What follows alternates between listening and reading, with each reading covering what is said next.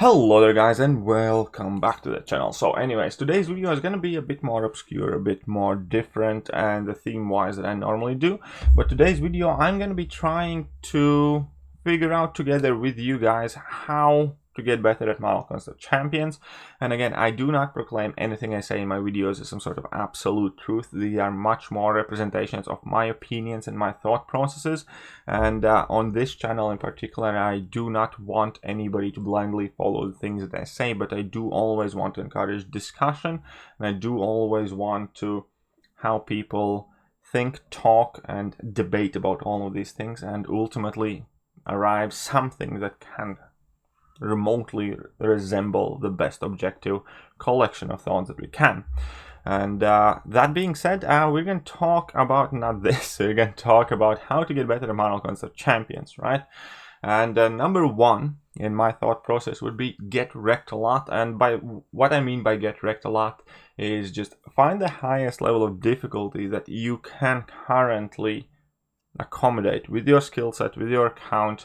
Do not ever be afraid to step in something that maybe you're not quite ready for, but only by actually trying out something that beats you down, that you can't quite figure out, that you can't quite understand, or you just can't quite play well enough, is when you actually start learning.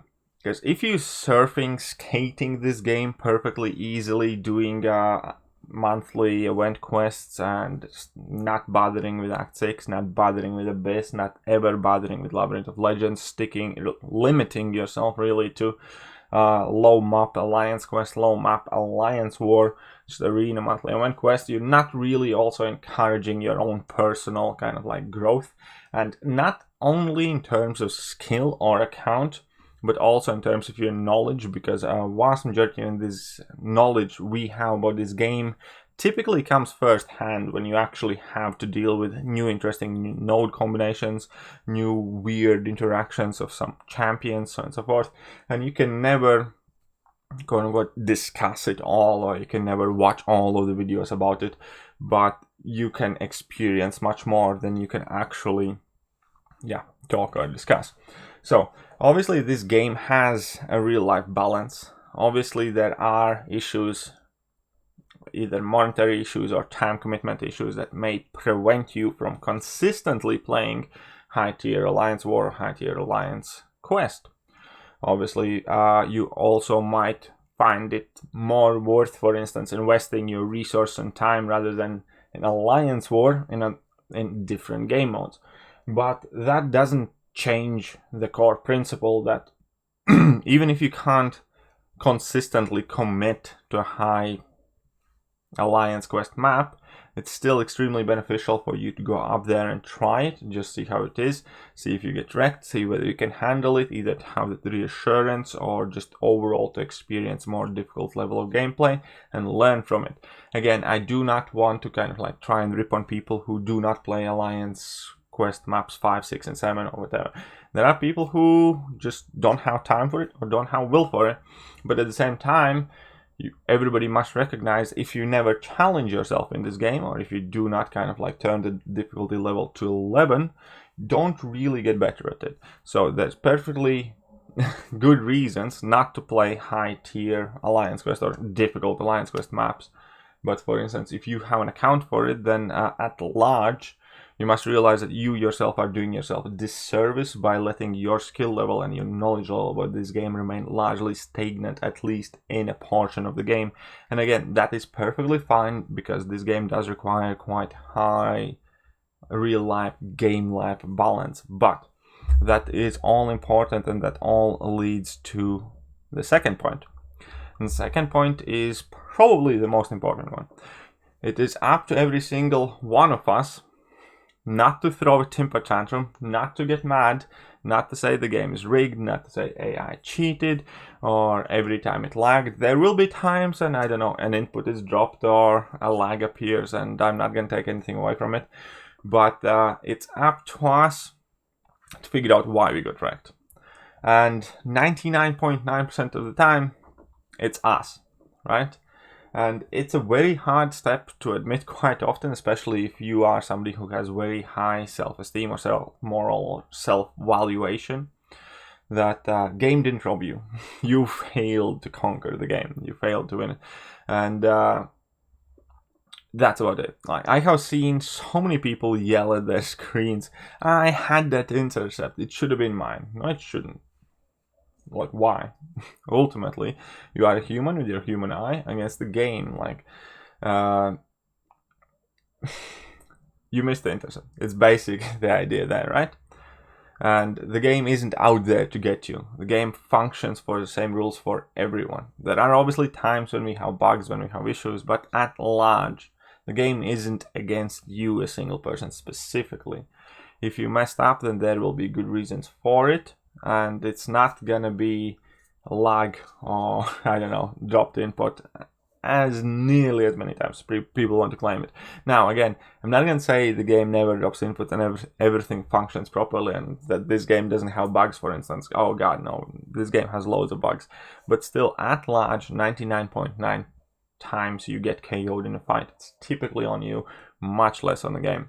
But as you are figuring what went wrong, and that is the most important thing here, first and foremost, take responsibility.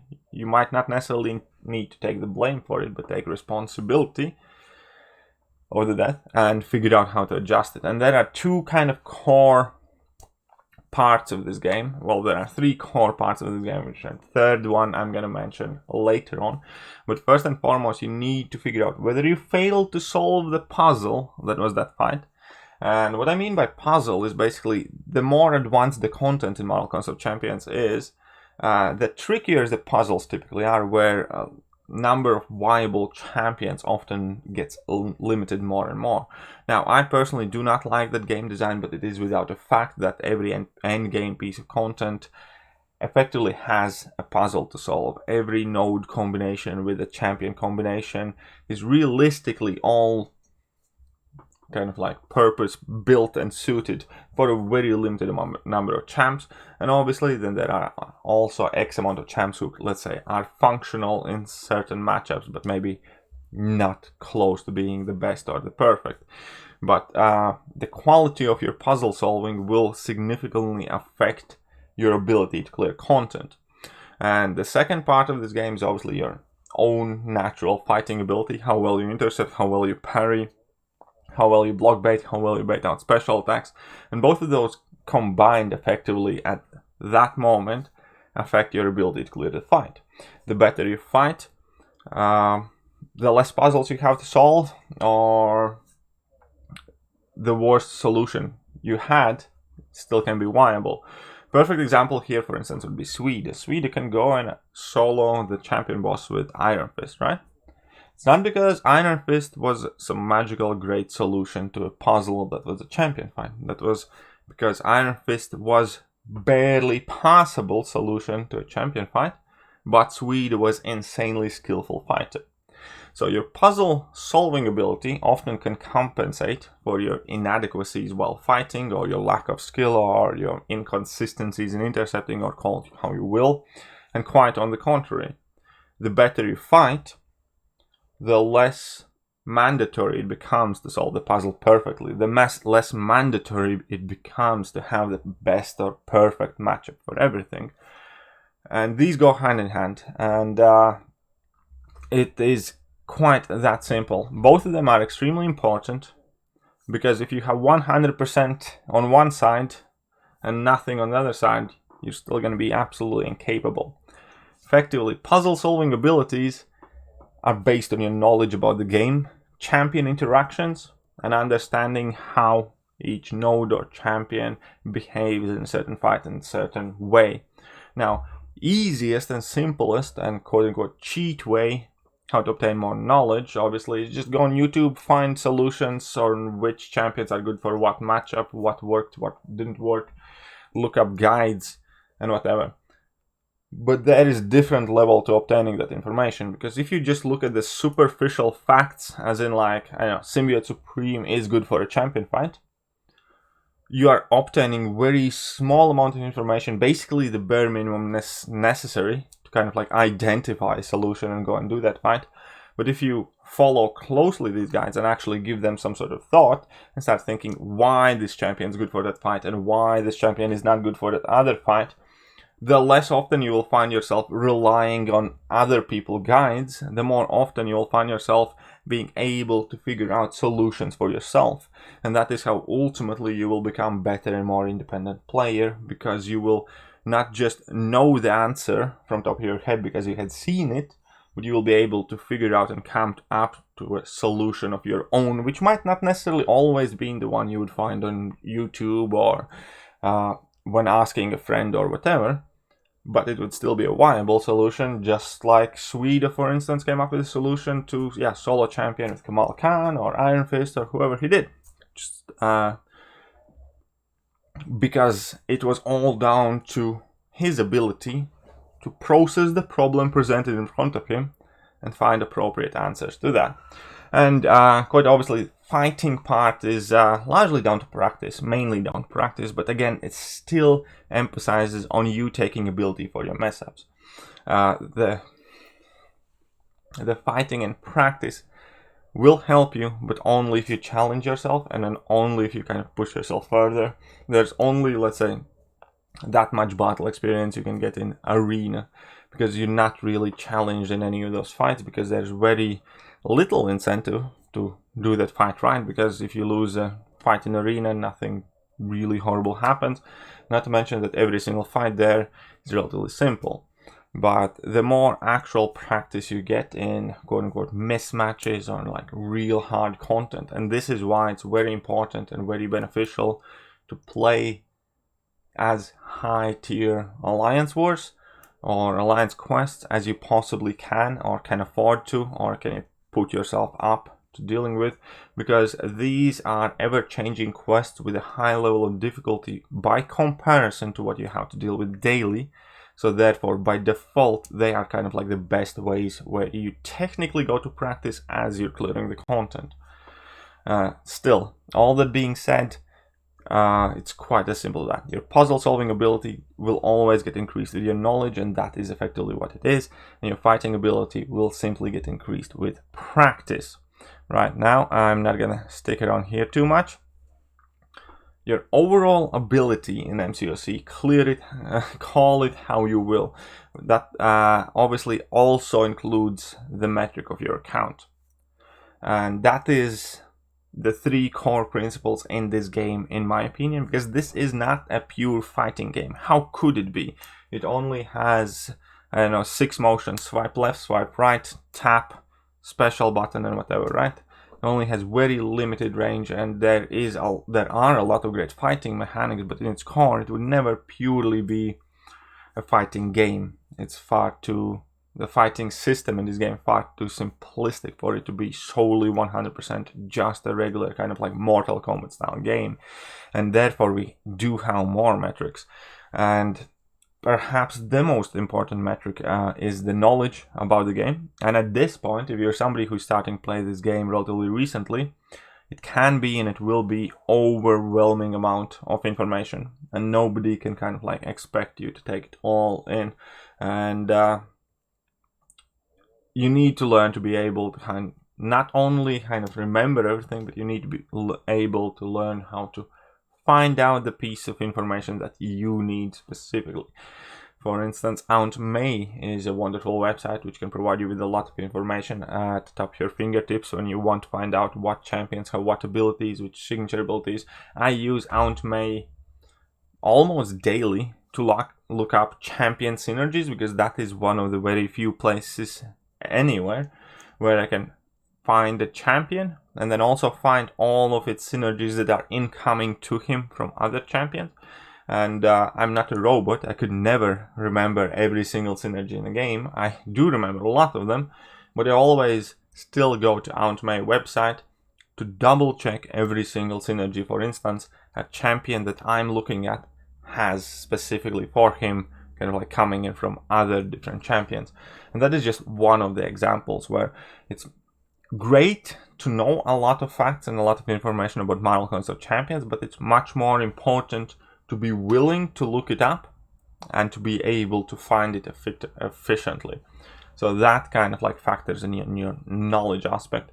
And now knowledge, all the knowledge in the world and all the skill in the world, obviously is not going to get you anywhere if your account sucks.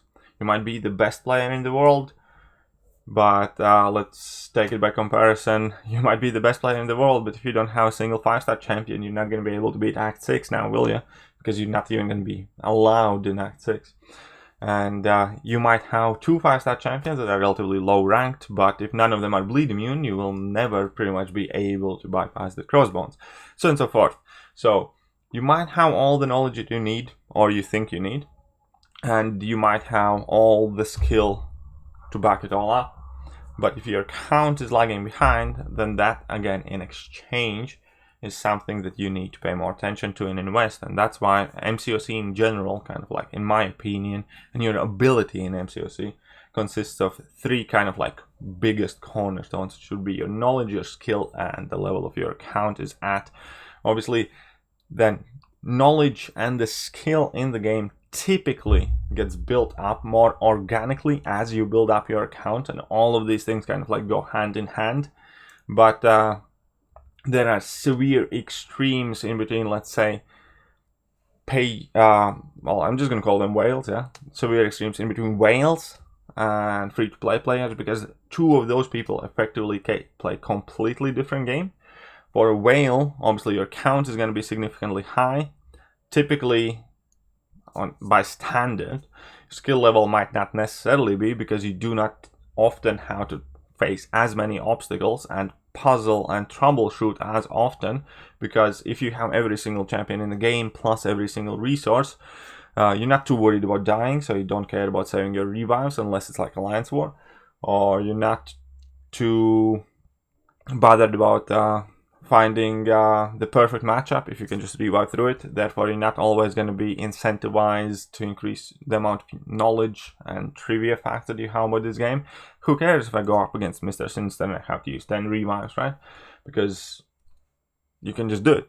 There's very little consequence, so on and so forth. But it's also very important to remember that all of these things are multiplied, and if one of these things is severely lacking, then overall your ability in this game severely lacks as well. And as an example here, again, we can use, let's say, quote-unquote typical whale. Typical whale who likes to read a lot in this case, right? If you would take 100 out of 100 points in your knowledge points, but if you are absolutely unable to play this game, it's as in, let's say, your hands don't work. You play it with your nose, or you open crystals with your nose. You have no cognitive kind of like function in your hands, right? And even though you might have the best account, you'll still not be able to clear any decent content. And again, same it would translate if you might be the best player in the world, but you hate reading and you hate learning, or you never read the nodes, or you never read the champion abilities. You just rank up the champions that look pretty and buy all the champions because you have the money to do so. If you don't know, for instance, that it's probably not a good idea to bring in Dr. Doom against the stacked Human Torch, the fact that you could theoretically intercept Human Torch 10 out of 10 times and you have a rank 3 6-star Doom is not going to help you if you know absolutely nothing. And all of these kind of like numbers typically equate themselves and organically grow the longer you play.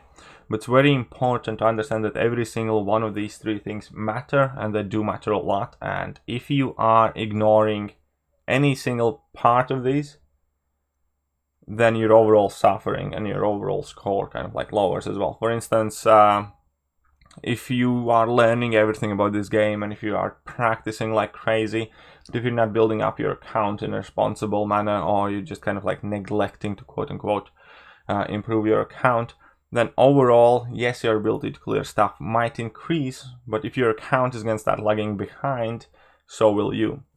Additionally, you might be practicing like crazy and building your account, but if you're not going to be reading the new champion abilities, learning the new nodes, learning the new champion interactions, again, you're going to be starting to fall behind in this game. And so you might be reading all the champion abilities, and you might be getting all of these champions or whatever not, but if you never, let's say, learn how to evade any of the special attacks that these new champions have, you're again going to be significantly hindering your ability to clear content in this game. And yeah, so anyways, I I hope you guys enjoyed today's video. This is going to be pretty much it for today. This is what I personally more or less think about how one should get better in Model Concert Champions, and the things, the metrics that one should always keep in mind, look at, and remind themselves that it's not only important to get a new champion, but also to learn what it does and learn its special attacks, or additionally the fact that at times some things can compensate for another. For instance, if you play really well, you might not necessarily need a perfect working knowledge on how exactly the champion should be beat, so and so forth. So all of these things are intertwined, but increasing every single one of these steadily is probably the best way how to increase your ability to clear this game and play this game overall. That being said, it's pretty much it for today's video. So here is some baby Yoda. And yeah, as you are being mesmerized by the beauty of baby Yoda, why don't you go ahead, hit that like button, hit that sub button, share this video with your friends and ask them what they think. Do they agree? Do they not?